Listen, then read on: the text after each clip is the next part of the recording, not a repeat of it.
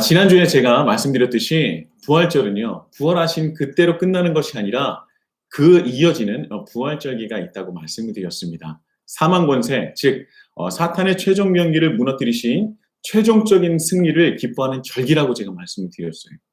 예수님께서 부활하심으로 이제까지는 사탄의 최종 병기에 늘 두려워하며 굴복당했었지만, 그러나 그 사망 권세를 예수님께서 무너뜨리셨고 승리하셨기 때문에 그 이후로는 예수님을 믿는 자에게 오직 예수 그리스도의 이름으로만 주어지는 그 능력을 가지게 된다는 것입니다.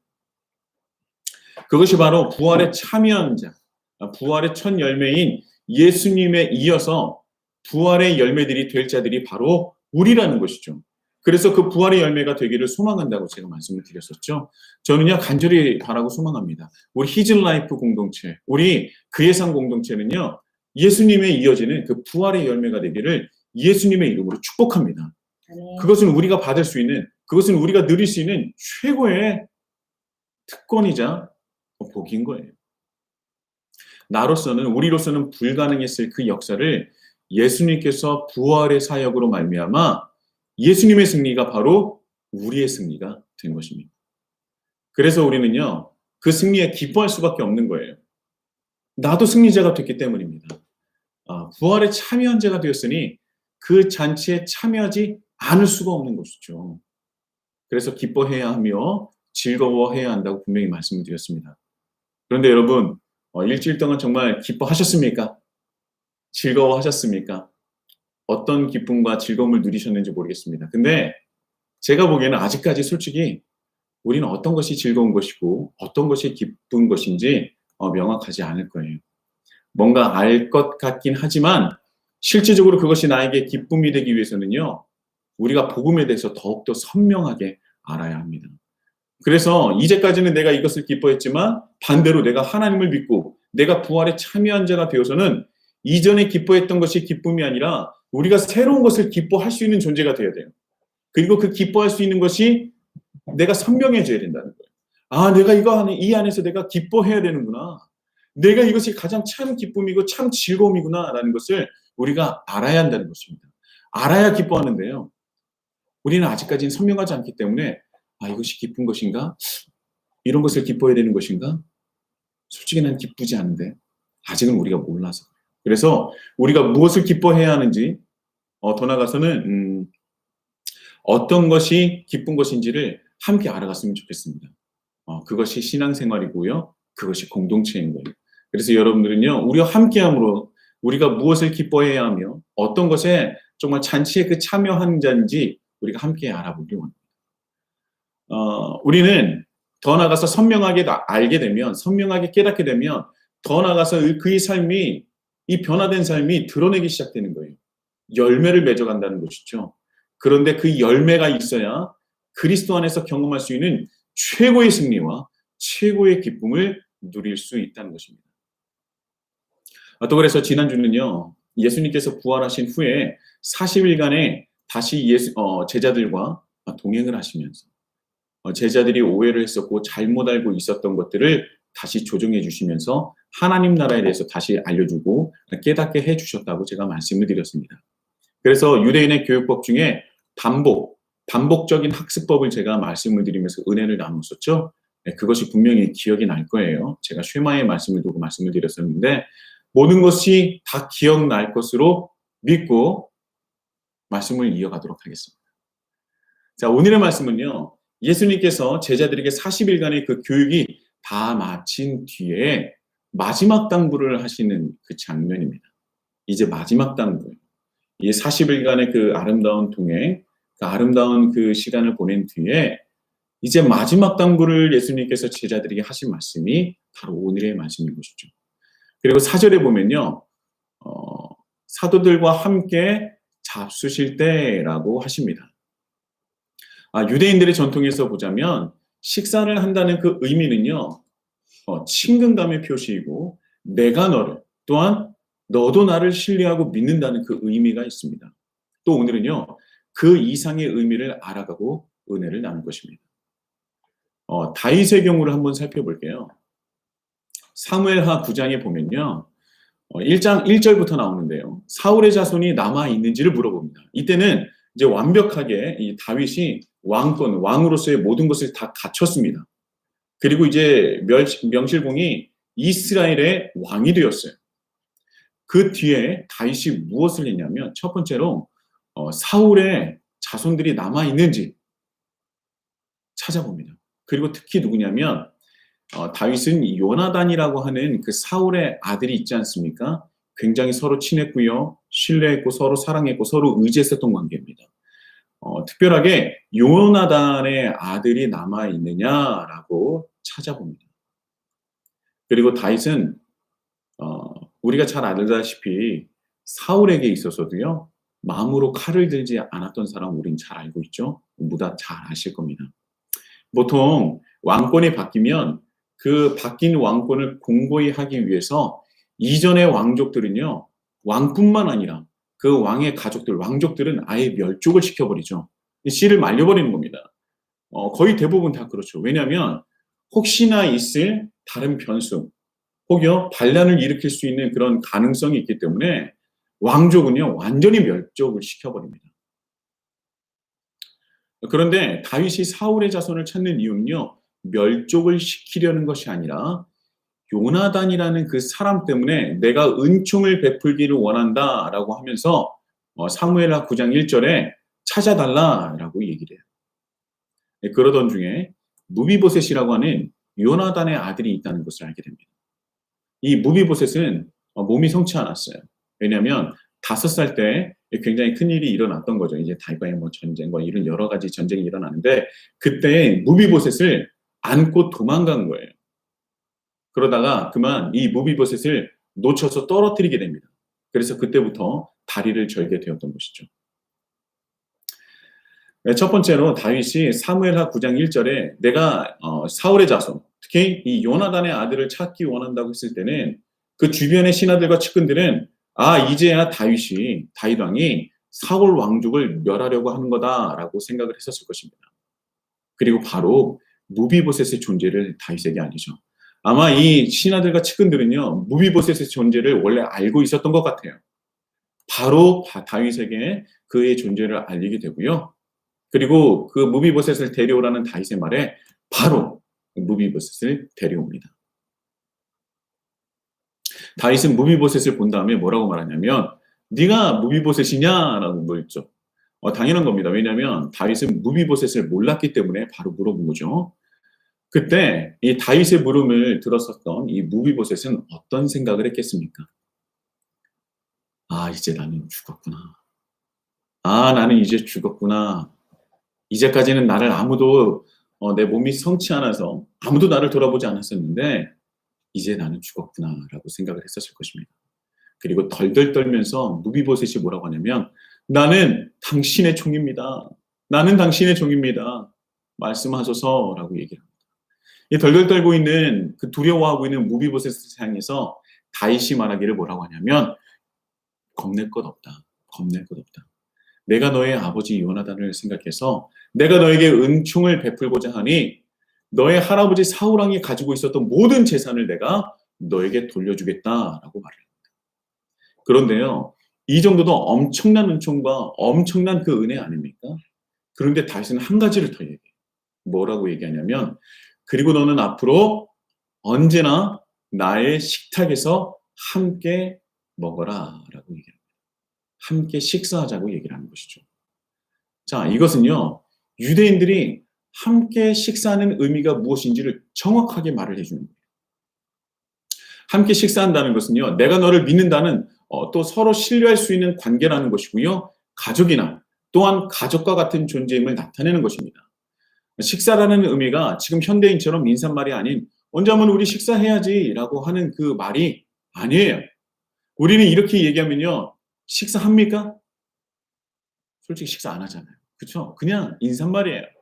그냥 지나가면서 언제 우리 한번 식사하자. 근데 식사 거의 대부분 안 하거든요. 근데 유대인에게 있어서는요. 식사라는 의미는요. 완전히 다릅니다. 그래서 예수님도 이 바리새인들에게 비판을 받으신 것을 보면요. 죄인들과 세리들과의 식사를 한다고 해서 엄청난 정죄를 받지 않습니까? 밥 먹는 것 때문에, 다른 것도 아니고 밥 먹는 것 때문에, 죄인들과 그 세리와 함께 밥 먹는 것 때문에 그렇게 정죄를 받는데요. 그렇게 그것이 큰 죄인가? 네, 큰 죄예요. 왜냐하면 유대 사회에서는요, 밥 먹는 것이 매우 큰 의미를 가지고 있기 때문입니다. 다윗의 경우 왕의 식탁에서 식사할 수 있는 것은요, 그것도 매일 식사를 할 수 있는 것은요, 바로 왕과 직접적인 관계가 있어야 가능한 것이고요. 쉽게 말해서 왕족으로 인정한다. 내가 피부치로서, 내 혈족으로서 인정하는 것은 아니지만 이 왕과 맞대어 식사를 함께 할 수 있다는 것은요, 한 상에서 식사할 수 있다는 그 의미는 상하 관계라기보다는 동질의 의미가 더 큰 것입니다. 물론 왕과의 그 식사를 할 때는 상하 관계가 없는 것은 아니지만 동질적인 의미가 있어요. 그래서 바리새인들이 예수님께서 죄인들과 함께 식사한다는 것은 무엇을 여기냐면, 무엇으로 생각하냐면 죄인으로 여긴다는 거예요. 이 동질적인 의미가 있기 때문에 죄인이라는 의미를 부여한다는 거예요. 그래서 죄인들과 어울리지도 않습니다. 특히 식사 자리에는 절대 어울리지 않는다는 거예요. 왜냐하면 동질적인 의미가 있어서 똑같은 죄인이 되기 때문입니다. 그래서 오늘 말씀은요, 단순히 식사 때가 되어서 제자들과 함께 드셨다는 것이 아닙니다. 굳이 이 표현을 성경에 기록했다는 것은요, 그 이상의 의미가 있다는 거예요. 예수님께서는요, 제자들 첫 번째는 신뢰하시고 믿으셨다는 거고요. 또 가족과 같이, 친구와 같이, 동력자와 같이 생각하고 있다는 것입니다. 내가 이를 사랑한다는 것이죠. 아낀다는 것입니다. 더 나아가서요, 이 시대에 살아가고 있는 그리스도인들에게도, 우리에게도 예수님께서는요, 자신의 식탁으로, 자신의 식사로 초대하고 계십니다. 왜냐하면 예수님은 우리를 어떻게 알고 계시냐면, 어떻게 인식하고 계시냐면, 성경에 나와 있죠. 우리를 왕 같은 제사장들이라고 여긴다는 거예요. 그냥 제사장도 아니고 왕 같은 제사장들이라고 통질적으로 우리에게 말씀하십니다. 오직 유일하신 왕이 누구예요? 예수님이시잖아요. 근데 성경에서 우리에게 무엇으로 말하냐면 왕 같은 제사장들이라고 얘기합니다. 거룩한 나라요, 그의 소유가 된 백성이라고 인정하시고 함께 식사하기를 초청하신다는 것이죠. 제가 앞서 말씀드렸지만 그것은 제자들뿐만 아니라 지금 이 시대를, 21세기를 살아가는 지금 우리들에게도, 하나님을 믿고 예수 그리스도를 구주라 시인하는 우리에게도 지금도 그 식사 자리에 우리를 초청하고 계신다. 우리를 똑같이 바라고 계시거든요. 예수님께서 우리를 그렇게 바라보고 계신다는 것입니다. 물론 우리는 한없이 연약하고요, 여전히 예수님을 그 믿기 이전의 상태로 돌아가려는, 우리를 자기중심성에서 벗어나지 못한다는 것을 알고 계십니다. 우리는 스스로 자기중심성에 있어서 벗어나지 못해서 전전긍긍하고 있죠. 그럼에도 불구하고요, 하나님은 우리를 선택하셔서 우리와 함께 식사하기를 원하시고 함께 떡을 떼기를 원하시고 우리를 높여주기를 원하신다는 것입니다. 우리를 향한 예수님의 사랑은요, 영원하세요. 그리고 언제나 우리를 그 식사 자리에 초대하시는 것입니다. 그리고 우리를 기다리시는 것이죠. 그 예수님의 손길을 붙잡으시고 그 잔치에, 그 식사 자리에 참여하시는 그 기쁨과 승리를 경험하시는 히즐라이프 공동체가 되기를 예수님의 이름으로 축복합니다. 그것은 그리스도인들만이 누릴 수 있는 특권이자 자부심이에요. 내가 그곳에 앉아서 식사할 수 있다는 것은 우리 최고의 자부심이 될 수 있습니다. 우리가 또 지난주에 그 쉐마를 통해서 유대인의 교육법에 대해서 말씀을 드렸었는데요. 밥상 앞에서 흔히 말하는 밥상머리 교육은요, 또한 유대인의 독창적이고 독특한 교육법 중에 하나입니다. 우리나라에도요, 밥상머리 교육이라고 있어요. 제가 발음이 잘 되는지 모르겠는데 밥상머리 교육입니다. 밥상머리 교육. 지금은 식사할 때 도대체 얘기할 시간이 없어요. 제가 언젠가 이런 얘기를 하는데 나눔하시는 분 중에 어떤 분이 이렇게 얘기하더라고요. 서양은요, 음식을 20분 만에 만들어서 2시간을 먹는다. 그런데 우리나라는 반대로 음식을 2시간 만들어서 20분 만에 먹고 떠난다는 거예요. 소통할 수가 없어요. 늘 바쁘기 때문이죠. 이 조선시대 양반가에서는요, 원래 우리나라는 그랬습니다. 밥상 앞에서는요, 어르신들의 그 예절 교육이 참 중요했습니다.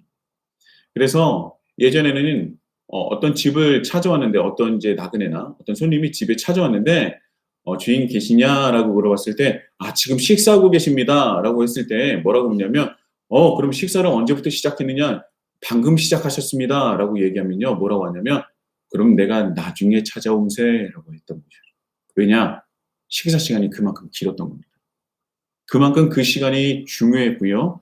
그 안에서 아버지가 아들에게, 할아버지가 손자에게 말을 하는, 그리고 그것을 전해줄 수 있는, 나의 것을 전해줄 수 있는 귀한 시간이었던 것이죠. 그만큼 소통의 시간이 길었던 겁니다. 그런데 지금은요, 우리에게 이 소통하는 시간은요, 사치가 되었어요. 짧은 시간에 나눈다면 그저 요란하는 가십거리들 뿐인 것입니다. 나의 것, 내가 중요하게 여기는 것, 내가 전달해주고 싶은 것은 전달할 수 있는 시간이 없어요. 그저 어떤 휘발성에 가득한 가십거리들만 입에 오르내리고 식사를 마친다는 것입니다. 참 아쉬운 것이죠. 오늘 말씀에 나오는 이 식사는요, 우리가 알고 있는 그저 함께 식사를 의미하는 것이 아니라 내가 가장 신뢰하고 사랑하고 나의 것에 맡길 수 있는 이들에게 라는 그 의미가 가득 담겨 있는 것입니다. 그리고 내가 너무도 사랑하는 존재에게 마지막 당부를 하는 거예요. 그래서 더욱더 그 시간에 공을 들이고 예수님의 그 마음이 담겨 있는 식사가 바로 오늘의 말씀이라는 거예요. 그냥 단순히 식사했다고 그냥 넘어가지 마세요. 그 식사의 의미를 우리는 다시 한번 되새겨봐야 합니다. 성경에서 왜 식사라는 사도들과 함께 잡수실 때라는 그 이야기를 굳이 기록했는지를 우리가 기억해야 돼요. 그리고 그 당부는요, 그 사랑과 그 모든 것이 담겨 있는 그 식사 자리에 예수님께서 당부를 하시는데, 그 당부는 다름 아니라 너희는 예루살렘을 떠나지 말고 내게서 들은 아버지의 약속을 기다리라 라는 말씀하십니다. 이 약속은요, 누가복음 24장 49절에도 나와 있어요. 제가 예전에도 말씀드렸지만 이 누가복음은요, 누가복음과 사도행전은 이어져 있습니다. 누가복음 말씀에는요, 아버지께서 약속하신 것을 너에게 보내리니 너희는 위로부터 능력으로 입혀질 때까지 이 성에 머물라 하시니라, 이런 말씀이 있습니다. 새 번역에서는요, 뭐라고 얘기하냐면 위로부터 오는 능력이라고 번역을 하고 있는데요, 이것은 다름 아니라 바로 성령님입니다. 위로부터 내려오는 능력, 그것은 바로 성령님이죠. 이 성령님에 대해서는 요한복음 14장, 16장에 걸쳐서 지속적으로 말씀을 하고 있고요. 이 성령의 중요성에 대해서는요, 바울과 그 제자들은요, 너무나도 중요하게 여기고 당연한 것이죠. 그래서 그 중요성에 대해서는요, 그 누구도 부인하지 못할 겁니다. 근데 이제 5절에 보면 요한은 물로 세례를 베풀었으나 너희는 몇 날이 못되어 성령으로 세례를 받으리라 라고 또 말씀을 하시죠. 여기서 어떻게 보면요, 요한의 물 세례는 성령의 세례보다 조금 못한 수준이라고 우리가 느낄 수도 있어요. 그런데 여기서 말하는 이 세례, 요한의 물의 세례는요, 우리가 지금 받고 있는 세례의 모형입니다. 그래서 이 세례는요, 수준이 떨어진다라고 여긴다면 지금 우리가 받는 세례도 격이 떨어지는 거예요. 이 세례라는 것은요, 같은 걸, 성령의 세례와 물의 세례가 다른 것이 아니라 동등한 격입니다. 동등한 격이에요. 그러나 차이점이 있다면 그의 어떤 능력, 발현되는 그런 능력, 이런 것들이 좀 다른 것이죠. 좀 차이가 있는 것입니다. 이 물의 세례는요, 죄 씻음을 받는 표예요. 이제까지는 내가 나를 위해서 살아가는데 내가 예수님을 믿게 됐어요. 정말 그 기적 같은 일이죠. 이제까지는 내가 나를 위해서 살아왔는데 이게 눈에 보이지 않는 예수님이란 그 존재를 느끼고 경험하게 됩니다. 그래서 살아계신 하나님 아버지, 그리고 그 예수 그리스도를 부인하지 못하게 돼요. 그리고 나서 내가 스스로 결단하게 되는 겁니다. 먼저 나를 찾아와 주시고 나를 택하신 하나님을 이제야 느꼈습니다. 내가 이제까지는 나를 위해서 살았지만 이제부터는 하나님을 위해서 하나님의 자녀로서 하나님 나라 백성으로 살아가겠습니다라는 나의 결단이 그리고 신앙 고백이 있는 것이죠. 그런데 내가 그렇게 신앙 고백을 했더니 그 나의 결단과 신앙 고백을 하나님께서 받아주시는 거예요. 그래, 내가 너를 나의 자녀로 받아줄게. 그래서 너의 결단과 신앙 고백을 내가 받아줄 거야라고 하는, 더 나가서 근데 왜 이제 왔니? 내가 얼마나 너를 기다렸는데라고 하는 그 하나님의 그 받아줌이 있는 거예요. 그래서 어마어마한 그 쌍방간에 영원히 깨질 수 없는 그 언약이 바로 무엇이냐? 물의 세례인 거예요. 그 의미는 절대 떨어질 수가 없습니다. 물의 세례가 먼저 있고요. 그리고 그 다음에 이제 성령의 세례가 있다는 것이죠. 자, 제가 예전에 이제 나눔 때 많이 강조를 했었던 부분인데요. 구원의 이중 구조예요. 그러니까 물의 세례는 뭐냐? 하나님의 은혜, 은총으로서 그 하나님의 그 은혜의 구원의 진입입니다. 그리고 이어지는 오늘의 성령의 세례는요. 물의 세례에 이어서 하나님의 은혜와 은총, 그 사랑의 안에 머무름이라고 볼 수 있는 거예요. 다시 한번 말씀드릴게요. 물의 세례는요.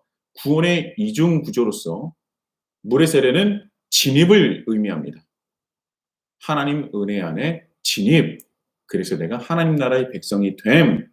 그리고 성령의 세례는 물의 세례 다음으로 나오지는 하나님께서 우리에게 주셨던 그 은혜와 은총과 그 사랑 안에서 머무름 단계에서 주어지는 은혜가 세례가 바로 성령의 세례라는 것이죠. 그래서 이 두 가지의 세례는 있어야 되는 거예요. 한 가지만 있고 또 한 가지는 없다? 그것은 온전한 믿음이 아니고 세례가 아닌 것입니다. 여기서 이제 몇 날이 못 되어서 성령이 실제적으로 너희들에게 임할 것이다 라고 얘기를 하는데요. 실제적으로 부활 후 40일이 지났기 때문에 오순절이 10일 정도 남은 것이죠. 40일간 제자들과 함께 하셨기 때문에 이제 오순절 50일 기간이잖아요. 이제 10일 정도 남은 겁니다. 그래서 성령님께 이제 기도할 때 이제 성령 강림 주일이 이제 10일 안쪽으로 이제 되는 것이죠. 그때 바로 10일 안 되는 그 시간에 성령께서 임하셨을 것입니다. 성령의 세례는요, 바로 하나님 은혜 안에 머무르게 할 수 있는 능력이에요. 하나님 은총 안에, 하나님의 은혜 안에, 하나님의 사랑 안에 거하는 방법이 또한 될 수 있는 것입니다. 우리가 구원받았다. 그래서 하나님 안에 거하게 되었다, 진입하였다 라고 하면서 모든 것이 끝난 것이 아니라 그렇게 되면 구원파와 똑같은 게 되는 거예요. 구원파는 그렇지 않습니까? 한 번 은혜 받고 죄 씻음 받으면 모든 것이 끝났다라고 얘기하는 것이 구원파예요. 그러나 우리는 구원파 2단과는 본질적으로 다릅니다. 죄 씻음을 받아서 끝나는 것이 아니라 구원으로서의 진입이 끝나는 것이 아니라 하나님의 백성이 되는 것으로 끝나는 것이 아니라 바로 이제 하나님 백성으로서의 삶이 시작된다는 겁니다. 그 안에 머무름이 다시 이제 시작된다는 거예요. 진입과 머무름 이 두 가지가 다 있다는 것이죠. 그리고 계속 머물지 않는다면 우리가 하나님의 은혜 안에 하나님 그 사랑 안에 은총 안에 머무르지 않는다면 그때는 우리가 스스로 하나님의 자녀됨을 우리가 스스로 내버리게 되는 거예요. 우리는 늘 죄인으로서 최종적 승리까지 우리에게 모든 것을 보여주셨지만 그러나 우리는 아직 내 안에 있는 그 죄성 때문에 출애굽 시대의 이스라엘 백성들처럼 다시 나는 노예로 돌아갈래, 다시 이전으로 돌아갈래 라는 그 죄성과 끊임없는 싸움의 그 과정이라는 것입니다.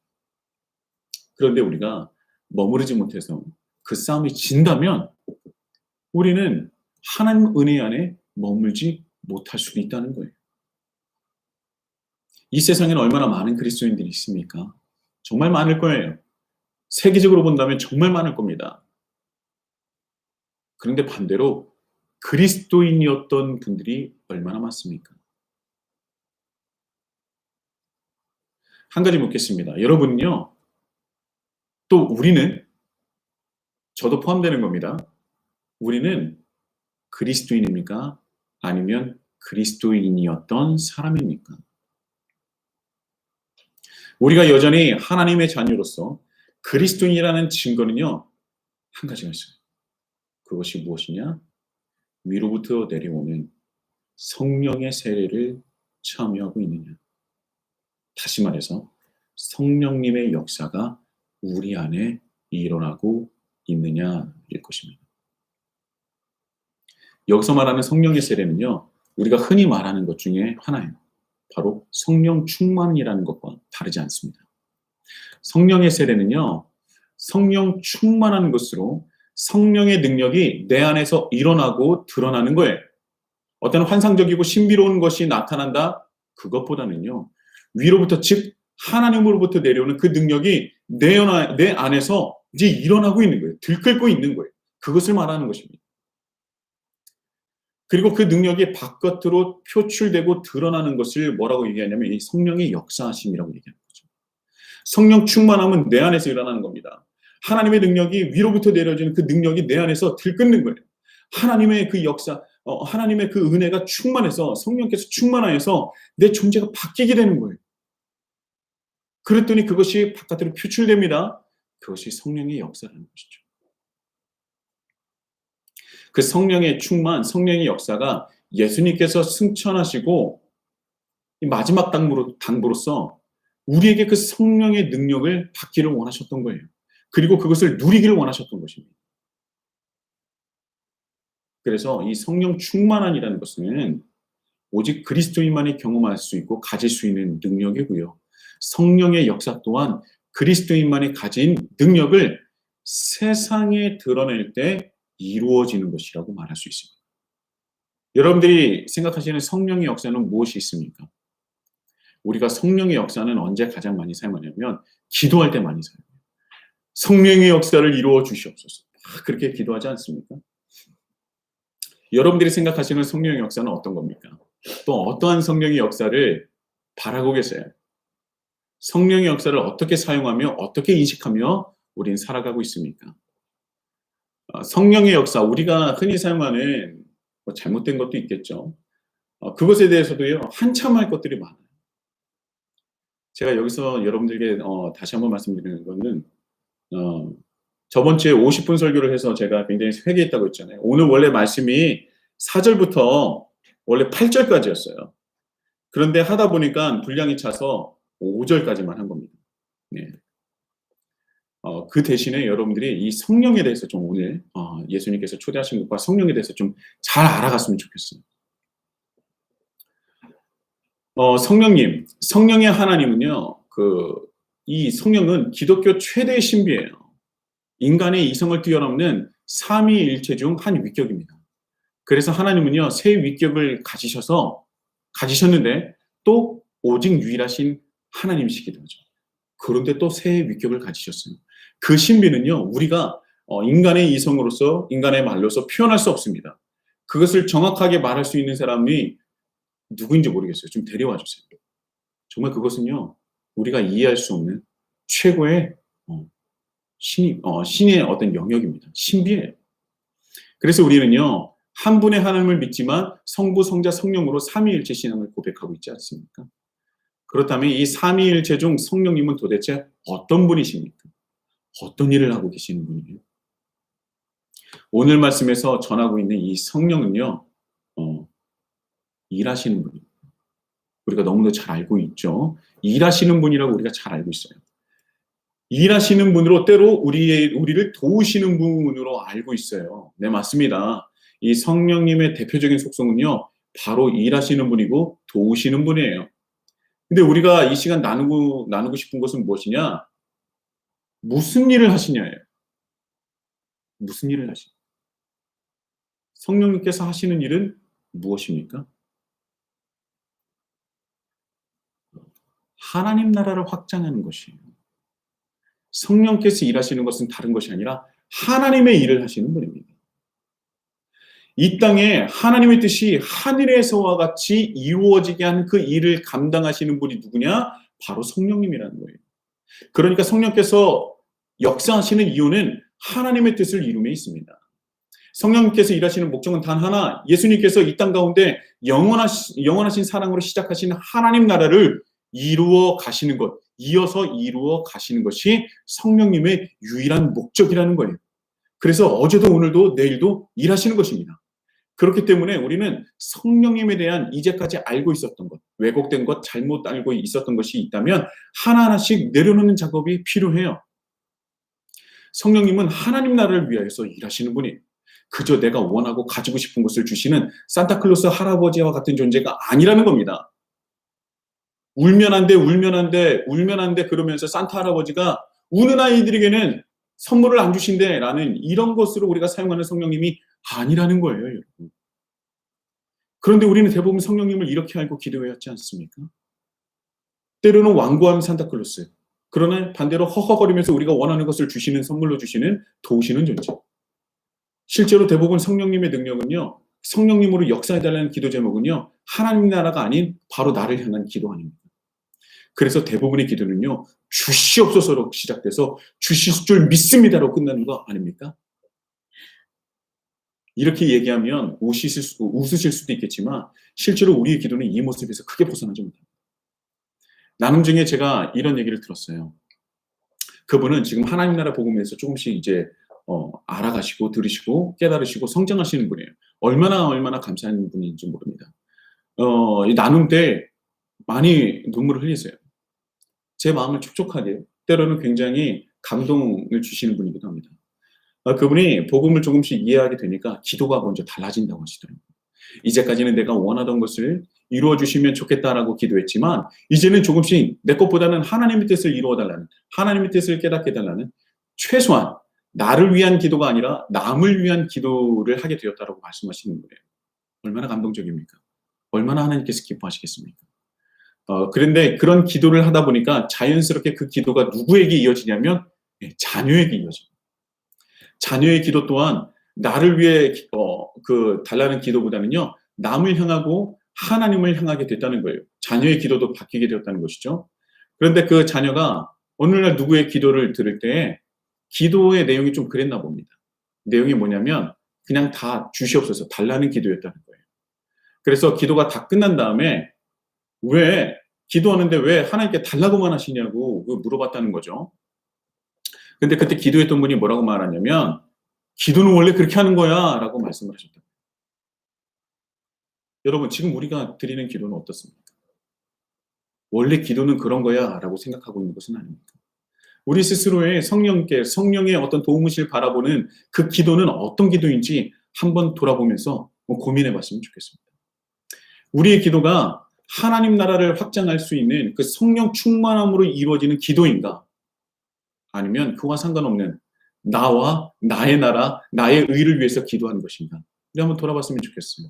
이 모든 것들은요, 한국교회가 가지고 있는 가장 큰 문제 중에 하나일 것입니다. 저도 마찬가지일 수도 있어요. 이 기복주의에 대한 그 문제점을 알고도 또 그것이 비성경적인 것을 알고 있으면서도요, 아직도 여전히 그것을 구하고 또 구하라는데 그냥 구하는 것도 아니고 세게 구하라고 하죠. 또 이렇게 얘기합니다. 이미 받은 줄 알고 믿고 기도하라는 거예요. 뜬구름 잡는 식으로 기도하지 말고 두리뭉실하게 기도하지 말고 아주 구체적으로 기도하라고 얘기합니다. 그런데 이런 기도를 정말 성령님께서 받아주실 것인가? 우리 한번 다시 한번 생각해 봐야 돼요. 성경에서 하나님께 기도하는 그들이 그런 기도를 하는 걸 보셨습니까? 예수님께서 우리에게 가르쳐주신 주의 기도가 있는데 주의 기도에 그런 것들이 있습니까? 없잖아요. 성령께서 일하시는 거예요. 하나님 나라를 위해서 일하시는 거죠. 우리가 스스로 돌아봐야 될 거는 우리가 성령님을 어떻게 인지하고 생각하고 있는지 돌아봐야 돼요. 혹시 내가 잘못된 왜곡된 성령님으로서 생각해서 그것이 기도야, 그것이 기독교야, 그것이 그리스도인이 하는 거야 라고 생각한다면 그분이 하나님 나라와 예수 그리스도의 십자가 사역과 그 부활의 그 역사를 뜬구름 잡는 식의 믿음과 신앙이 아닌지를 심각하게 돌아봐야 한다는 것이죠. 솔직히 이 문제는요, 성도들의 문제라기보다는요, 그들을 가르친 사람들이 더 큰 문제입니다. 성도들은 잘못 보고 잘못 배웠다고 쳐도요, 그것을 알면서도 계속 지속적으로 그것을 강조하는 사람이 있다면 그건 정말 큰일이에요. 여러분들 들을 줄 알아야 되고요, 볼 줄 알아야 됩니다. 우리 히즐라이프 공동체의 기도는요, 성령님의 일하시는 목적에 맞게 기도하면서 성령의 역사를 세상 속에 드러내길 소망합니다. 성령님을 얘기하다 여기까지 왔는데요. 우리의 기도를 들어주시고 도우시는 분은 성령님이라는 것은 누구도 부인하지 못합니다. 그런데 성령님을 일하시게 하는 기도, 그거는 하나님 나라와 별 상관없는 기도가 아니라는 거예요. 자기중심성에서 머물러 있는 기도는 중언부언하는 기도이며 기도의 목적을 잃어버린 기도입니다. 전 나들목교회 대표 목사님이셨던 김영국 목사님은요, 그런 것은 기도가 아니라 그저 주문이라고 말씀하셨어요. 주문을 외우지 마십시오. 우리는 하나님을 향해서 기도하고 있습니까? 아니면 주문을 외우고 있습니까? 우리는 온전한 신앙관을 가져야 합니다. 그러기 위해서는 우리의 어떤 모습들이 왜곡되어 있는지 먼저 알아야 되겠죠. 왜곡된 것을 고치기는 어렵습니다. 하지만 진단 방법은 어렵지 않아요. 그리고 성령 충만함으로 이 왜곡된 것을 고치고 분명히 되돌려야 합니다. 그래야 내 안에 성령님을 느끼고 경험하면서 역사하심이 가능해지는 거예요.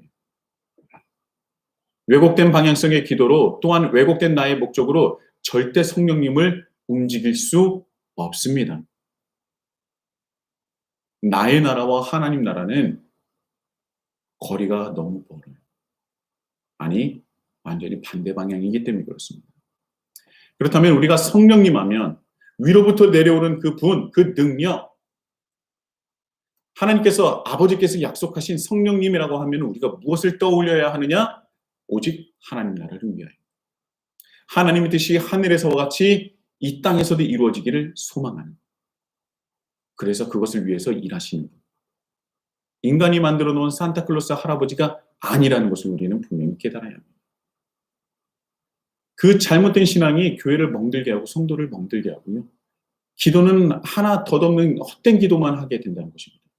그렇게 기도해서 1시간, 2시간 기도한들, 금요 철학까지 한들, 나를 통한 하나님의 역사와 하나님 나라와 무슨 상관이 있겠습니까? 다른 방향의 기도와 다른 목적의 기도를 어떤 존재가 가장 좋아하고 기뻐할지 생각해보면 우리는 금방 답을 알 수 있을 것입니다. 이제 말씀을 마치도록 하겠습니다. 오늘 말씀에 나오는 성령의 세례는요, 바로 성령 충만함을 말하는 것입니다.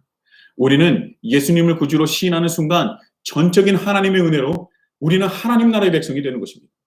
그것은 우리의 의로움도 아니요, 우리의 어떠한 노력으로 이루어지는 것이 아니라 오직 하나님의 은혜로 택함받은 것이요, 구원을 받은 거예요. 또한 우리는 성령 충만함을 경험하는 겁니다. 바로 우리가 구원의 이중구조로 머무름인 하나님 나라의 백성으로 살아가고자 할 때 성령 충만함으로 말미암아 성령의 역사를 우리를 통해 이루어 가시는 겁니다. 오늘 이 시간 예수님은요, 자신의 잔치에 또한 예수님의 식사 자리에 우리를 초대하기를 원하시는 겁니다. 그것은 단순히 친교 모임이 아닌 우리를 자녀로 받아주시는 아름다운 동행을 이어갈 동역자로 부르시는 것입니다. 우리는 주님의 식사 자리에 참여할 때 위로부터 내려오는 성령 충만함을 경험할 것이며 성령님은 오직 하나님 나라를 위하여 일하시는 분인 것을 깨닫게 됩니다. 그리고 그 충만함은요, 이 세상 그 어떤 것도 이길 수 있으며 견딜 수 있고 해결해 나갈 수 있는 것입니다. 그 충만함을 통해 이 세상에 하나님의 사랑과 은혜를 전할 성령의 역사의 통로가 되기를 예수님의 이름으로 축복합니다. 우리 다 같이